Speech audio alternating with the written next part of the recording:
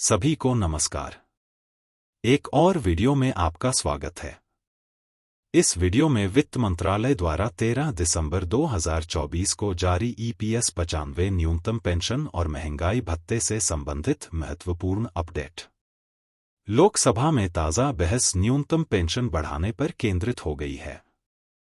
इस वीडियो में हम यह पता लगाएंगे कि आपके लिए इसका क्या मतलब है, इसलिए अंत तक अवश्य देखें। विषय पर जाने से पहले हम आप सभी से अनुरोध करते हैं कि हमारे चैनल को सब्सक्राइब करें और हमारा समर्थन करें। 9 दिसंबर 2024 को EPS 95 पेंशन भोगियों ने कर्मचारी पेंशन योजना 1995 के तहत पेंशन में संभावित वृद्धि के बारे में लोकसभा में मुद्दा उठाया। सांसदों ने सवाल किया कि क्या सरकार को EPS 95 न्यूनतम पेंशन बढ़ाने के लिए पेंशन भोगियों से कोई अनुरोध प्राप्त हुआ है। लोकसभा में वित्त मंत्री द्वारा उठाए गए प्रमुख प्रश्न। क्या सरकार को EPS 1995 पेंशन भोगियों से न्यूनतम पेंशन में वृद्धि के लिए अनुरोध प्राप्त हुआ है? क्या इस योजना के तहत पेंशन बढ़ाने का कोई प्रस्ताव है? लेबर की तीसरी रिपोर्ट पर स्थायी समिति के आलोक में मूल्यांकन किए गए अभ्यावेदन से क्या निष्कर्ष निकाले जाते हैं? क्या इस वृद्धि को सुविधाजनक बनाने के लिए वित्तीय संसाधन उपलब्ध कराने की कोई योजना है?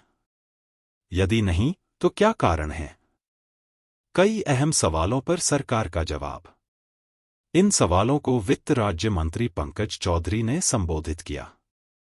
उन्होंने पुष्टि की कि वास्तव में ट्रेड यूनियनों सहित विभिन्न हितधारकों द्वारा EPS 1995 के तहत न्यूनतम पेंशन बढ़ाने का अनुरोध किया गया था। उन्होंने आगे बताया कि EPS 1995 एक परिभाषित योगदान परिभाषित लाभ योजना के रूप में काम करता है। यह कोष 15,000 रुपये के मासिक वेतन वाले कर्मचारियों द्वारा अपने वेतन का 8.33% और केंद्र सरकार से अतिरिक्त 1.16% योगदान से बनाया गया है।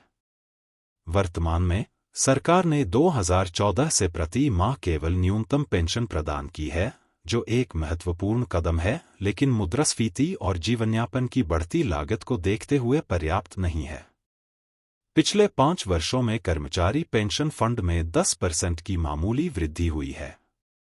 लोकसभा में इन चर्चाओं के बावजूद EPS 95 ने पेंशन भोगियों को न्यूनतम पेंशन में विशिष्ट वृद्धि के बारे में स्पष्ट जवाब नहीं दिया। हालिया विरोध और आश्वासन।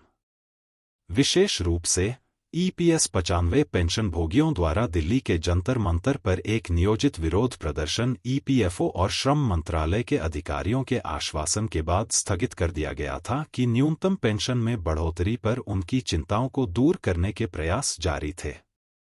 संक्षेप में, हालांकि EPS 1995 के तहत पेंशन बढ़ाने के संबंध में चर्चा चल रही है, लेकिन अभी तक ठोस निर्णय नहीं लिए गए हैं। जैसे ही कोई घटनाक्रम सामने आएगा, हम आपको सूचित करेंगे। आप इन घटनाक्रमों के बारे में कैसा महसूस करते हैं? नीचे टिप्पणी में अपने विचारों को साझा करें। यदि आपको यह जानकारी उपयोगी लगती है, तो कृपया अधिक अपडेट के लिए हमारे चैनल को लाइक, शेयर और सब्सक्राइब करें। इस वीडियो को देखने के लिए धन्यवाद।